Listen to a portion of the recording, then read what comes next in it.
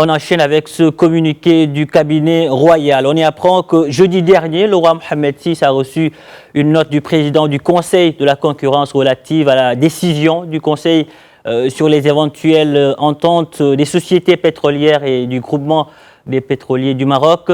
Dans cette note, le président porte à la très haute attention du souverain la teneur de la décision adoptée par la plénière le mercredi 22 juillet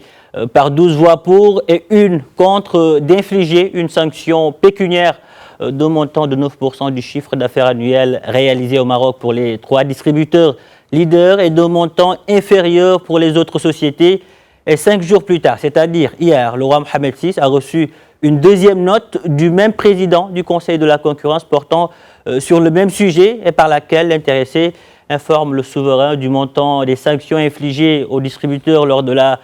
plénière du 27 juillet. Cette fois-ci, le montant est fixé à hauteur de 8% du chiffre d'affaires annuel, sans distinction entre les sociétés et sans aucune indication sur la répartition des voix. Mais le même jour, le souverain a également reçu une fiche émanant cette fois-ci de plusieurs membres du Conseil pour qui la gestion de ce dossier a été caractérisée par des transgressions de procédure et des agissements de la part du président qui entachent la qualité et l'impartialité de la décision prise par le Conseil. À cet égard, les signataires évoquent les griefs suivants: une communication dommageable à l'examen de l'affaire et à la crédibilité du Conseil, un passage forcé au vote avant que le débat ne soit clos, une interprétation tronquée et violation de l'article 39 de la loi relative à la liberté des prix et de la concurrence, une opacité de la procédure d'instruction marquée par un partage sélectif des documents, une non-satisfaction des requêtes des membres en vue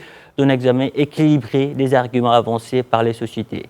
Comportement du président qui laisse penser qu'il agit sur instruction ou selon un agenda personnel. Et compte tenu de ce qui précède et au regard de la confusion qui entoure ce dossier et des versions contradictoires présentées, le souverain fermement attaché à l'indépendance et à la crédibilité des institutions et garant de leur bon fonctionnement a décidé la constitution d'une commission ad hoc chargée de mener les investigations nécessaires à la clarification de la situation et de soumettre à sa haute attention un rapport circonstancié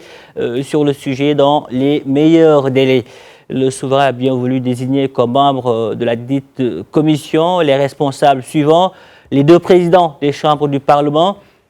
le président de la Cour constitutionnelle, le président de la Cour des comptes, le Wali Bank Al-Marib, le président de l'instance de la probité, de la prévention et de la lutte contre la corruption. La mission de coordination sera assurée par le secrétaire général du gouvernement.